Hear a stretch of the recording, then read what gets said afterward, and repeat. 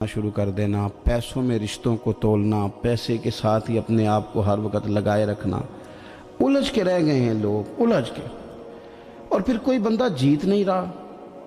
हमारे दादा भी यही कहते थे कि कुछ पैसे कमाने हैं ताकि बच्चे पाल लूँ। ये कहते कहते चले गए। हमारे अब्बा भी यही कहते थे।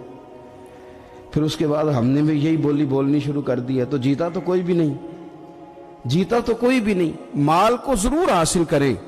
हज़रत भावलक नक्शबंद बुखारी रहमतुल्लाह अलैह फरमाते, मैंने ना मिना के मैदान में एक नौजवान देखा जो लाखों का कारोबार कर रहा था, लाखों का, दिनारों का कारोबार करता था, सोने चांदी हीरे जवाहरात का काम करता था। लेकिन फरमाते मैंने उसके दिल पे नज़र डाली, लाखों का काम करता था पर उसका दिल एक मिनट के लिए भी अपने रब की याद से गाफिल नहीं था। हर वक्त उसका दिल अपने मालिक की याद में मसरूफ था, हर वक्त। इरशाद फरमाते हैं कि मेरा शुरू में उसके बारे में गुमान ये था कि देखो ये शख्स क्या कर रहा है, पैसा कमा रहा है, दौलत के चक्कर में पड़ा हुआ है। फरमाते हैं कि फिर मैंने एक और मंजर देखा, एक और रंग मैंने देखा कि वो कमा रहा था। और फिर इख्तिताम हज पे मैंने देखा कि जो कमाया था सारा अल्लाह के बंदों पे खर्च कर रहा था। आप और मैं, हमने देखना सिर्फ ये है कि कहीं ऐसा तो नहीं है कि दौलत में उलझ गए। बहुत सारे लोगों ने ये कहा था, हम सुनते थे जब कोई आदमी जाने लगता था ना परदेश पैसा कमाने के लिए, तो वो कहा करता था कि मैं मुल्क से बाहर जा रहा हूँ, 2 4 5 साल लगा के आऊँगा, वापस आके फिर यहाँ मैंने कोई काम करना है, थोड़े से पैसे कमाऊँ ताकि यहाँ ना फिर मेरा सिलसिला कोई बन जाए। वो 3 साल लगाने गए थे पर 30 गुजर गए हैं, लौट के वापस कोई नहीं आए। वो 4 साल का कह के गए थे पर साल 40 हो गए, लौटे नहीं। क्यों नहीं लौटे? इसलिए कि पहले मुफाद छोटा था, ख्याल ये था कि थोड़े से पैसे आ जाएंगे, बच्चों का खर्चा चलने लग जाए, फीसें पूरी होने लग जाएं और मुझे किसी से मांगना ना पड़े तो बस फिर मैं कामयाब हूँ। ये तय किया था। उसके फौरन बाद फिर जब बाहर गए तो ख्याल आया कि नहीं, सिर्फ पंखे का नहीं एसी का बिल भी देना पड़ेगा। फिर थोड़ा और आगे बढ़े तो ख्याल आया कि छोटी गाड़ी पे गुजारा नहीं होता, बड़ी गाड़ी ना ले लें। फिर ख्याल आया कि बड़ी गाड़ी ली है तो ये तो अंदर खड़ी नहीं होती, सामने वाला प्लाट मिल जाए तो ज़रा गिराज अच्छा बन जाएगा। फिर उलझते उलझते उलझ गए दोस्तों। फिर ना मालिक हकीकी की जानिब वो नज़र जो हमारी होनी चाहिए थी ना रही। ज़ौक़ से नमाज पढ़ते थे, फिर हमारी नमाजें मुख्तसर हो गई। हम सवेरे उठ के ज़ौक़ से कुरान पाक पढ़ते थे, फिर वो वक्त भी हमारा दफ्तर की तैयारी में लग गया। रात दुरूद शरीफ पढ़ते थे, लेकिन वो भी सारा हमारा हिसाब किताब में वक्त गुजर गया। हमने ये समझा ही नहीं कि दौलत कारखाना नहीं देता, दौलत सेठ साहब नहीं देते, दौलत आपको आपकी फैक्ट्री नहीं देती, देने वाले तो रब करीम की ज़ात है। तो जहां से आना था वहां तवज्जो देनी चाहिए थी कि जहां सिर्फ एक सबब था, जरिया था। हजरत अवैसे करनी रदी अल्लाह ताला अन्हु, हमारे सूफिया में एक लफ्ज बोला जाता है फ़क्र बूज़र, यानी कुछ लोग ऐसे हैं जो सैयदना अबू ज़र गिफ़ारी रदी अल्लाह ताला अन्हु के तरीके पे चलते हैं।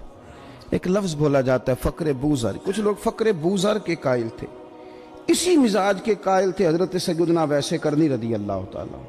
उनके ज़हन में एक बात बैठ गई थी कि यार देने वाला अल्लाह है, देने वाला, इज्जत भी अल्लाह देगा, रिस्क भी अल्लाह देगा। बल्कि इमाम गज़ाली रहमतुल्लाह अलैह ने तो हदीस लिखी है, आप फरमाते हैं कि नबी पाक सल्लल्लाहु अलैहि वसल्लम ने फरमाया जिसने बंदों से इज्जत तलाश की रब उसे रुसवा कर देगा।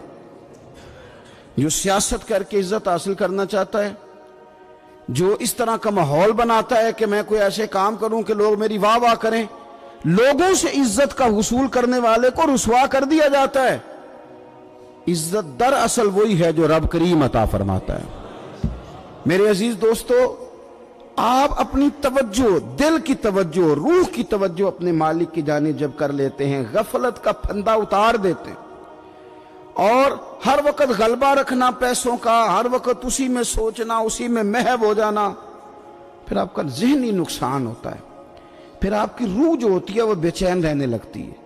फिर ऐसे भी गरीब देखे जिनके पास पैसे हैं, पैसों के अलावा कोई शय भी नहीं, پھر ایسے بھی تنگ دست دیکھے کہ جن کے پاس جائیدادیں بڑی ہیں پر ان کے پاس رات کو سکون سے سونے کے لیے وقت کوئی نہیں۔ عزیز بھائی، حضرت ویس کرنی رضی اللہ تعالیٰ عنہ کی ملاقات ہو گئی حضرت حرم بن حیان کے ساتھ، یہ بھی تابعی ہیں۔ تو حضرت حرم بن حیان رحمۃ اللہ علیہ کہتے ہیں یہ نا ہم تو خیر بڑی ساری باتیں سنتے ہیں تو نصیحت نہیں نہ حاصل کرتے، ویسے بھی یہ دور تقریریں سننے کا ہے۔ جو عمل کرنے والے لوگ تھے ان کا کیا طریقہ تھا کہ وہ ایک دو جملے کافی تھا، علم و بس کری او یار او ایک کو یرف تینوں درکار، جملہ ایک بھی تیرے لیے کافی ہے لیکن شرط یہ ہے کہ تو عمل کا ارادہ رکھتا ہو، تیرا خیال ہو کہ عمل کرنا ہے۔ وہ لوگ نا مختصر سی باتیں کرتے، مختصر سی نصیحتیں کرتے، لیکن وہ عکس جلدی کرتے، اس میں سے اپنے لیے خیر جلدی تلاش کرتے۔ حضرت حرم بن حیان کی ملاقات ہوئی حضرت اویس کرنی رضی اللہ تعالیٰ عنہ کے ساتھ، تو حضرت حرم بن حیان کہتے ہیں میں نے عرض کی حضور میں کسی ملک میں جا کے رہنا چاہتا ہوں، کہیں سکونت اختیار کرنا چاہتا ہوں، یہاں سے ہجرت کرنا چاہتا ہوں، تو مجھے کوئی آپ مشورہ دے میں کہاں جاؤں؟ تو فرماتے ہیں کہ میں نے جب یہ سوال کیا تو حضرت ویس کرنی نے مجھے اشارہ دیا، فرمانے لگے ملک شام چلا جا۔ کہتے میں نے اگلا سوال کیا حضور وہاں جا کے کاروبار کیا کروں گا، رہوں گا کیسے، کھاؤں گا کہاں سے؟ تو فرماتے ہیں حضرت ویس کرنی نے رومال اٹھایا، کندھے پہ رکھا اور چلنے لگے۔ میں نے کہا حضور آپ نے سوال کا جواب ہی نہیں دیا۔ تو فرمانے لگے جس دل کو ابھی تک یہی یقین نہیں آیا کہ روزی کون دیتا ہے اسے میں نصیحت کیا کروں؟ میں تجھے نصیحت کروں جسے آج تک یہی نہیں پتا کہ روزی کون دیتا ہے؟ تو ابھی تک اپنے دل کو پکا ہی نہیں کر پایا کہ روزی رب دیتا ہے؟ او خدا کے بندے کیا نصیحت کروں تجھے؟ تو ابھی تک یہاں اڑا ہوا ہے۔ تیرا جو توکل ہے وہ مضبوط ہونا چاہیے، تیرا بھروسہ اپنے رب کی ذات۔ تو غافل ہو گیا اللہ سے، تو نے اسباب پر بھروسہ سارا کرنا شروع کر دیا۔ اسباب اختیار کیے جاتے ہیں، بھروسہ رب کریم پہ کیا جاتا ہے۔ ہماری جو غفلت ہے نا وہ بھلا کیوں ہوئی ہے؟ وہ اس لیے ہوئی ہے کہ پیسے کسی کو بھی برے نہیں لگتے، پتہ نہیں ان میں کیا کشش ہے۔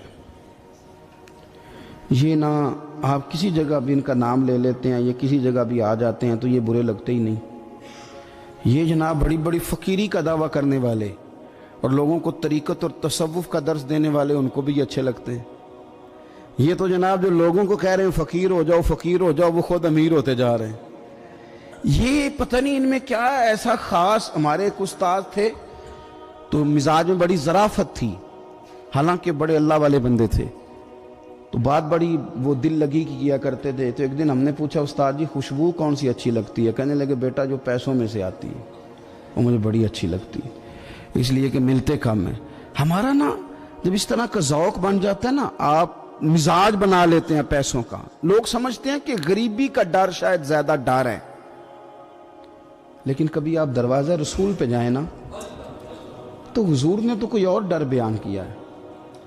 حضرت ابو عبیدہ بن جراح رضی اللہ تعالیٰ عنہ بحرین سے نا مال لے کے آئے بہت سارا، حضور نے بھیجا، جزیہ لینے گئے یا مال غنیمت کا کچھ مال تھا، آپ لے کے مسجد میں آئے تو لوگوں کو پتہ چل گیا کہ آج مال آیا ہے۔ اب سب کو حصہ ملتا تھا، اس میں سے بدریوں کو زیادہ ملتا تھا، باقی لوگوں کو بھی ملتا تھا۔ تو فجر کی نماز کے بعد لوگ گھروں کو جایا کرتے تھے، لیکن آج پتہ چلا نا مال آیا ہے، تو یہ سیاستہ میں حدیث موجود ہے، سب لوگ مسجد میں بیٹھے رہے۔ حضور علیہ السلام نے فرمایا تمہیں پتہ چل گیا مال آیا ہے؟ عرض کی حضور ہاں۔ فرمایا تمہیں بانٹنے لگے ہیں، دینے لگے ہیں۔ ہم نا غریبی سے ڈرتے ہیں، ہم اپنے بچوں کے لیے دعا کرتے ہیں ان پہ غربت نہ آئے، ہم اپنے بہن بھائیوں کے لیے دعا کرتے ہیں ان پہ غربت نہ آئے، کرنی چاہیے۔ لیکن ذرا اس حدیث کے مفہوم کو بھی دیکھیے گا۔ نبی پاک صلی اللہ تعالیٰ علیہ وآلہ وسلم نے فرمایا تمہیں دینے لگے ہیں، مال آ گیا ہے، لیکن میرے قریب نے اپنی امت کے لیے جس چیز کا ڈر محسوس کیا وہ کیا ہے؟ حضور کے دل میں کس چیز کا خدشہ تھا وہ کیا ہے بیان کیا؟ حضور فرمانے لگے لوگو مجھے تم پر غربت کا ڈر نہیں، یہ ڈر نہیں کہ تم غریب ہو جاؤ گے، بلکہ مجھے تو ڈر ہے کہ تم پر دولت پھیلا دی جائے گی، تم زیادہ مالدار ہو جاؤ گے۔ خوف غریبی کا نہیں، خوف تمہارے مال کا ہے۔ اور حضور فرماتے ہیں کہ پھر تم انہی باتوں میں مبتلا ہو جاؤ گے جن میں پرانی امتیں مبتلا ہوئی تھی، اور جب وہ اللہ کی نافرمانی میں مبتلا ہوئی تھی تو پھر وہ ہلاک کر دی گئی تھی۔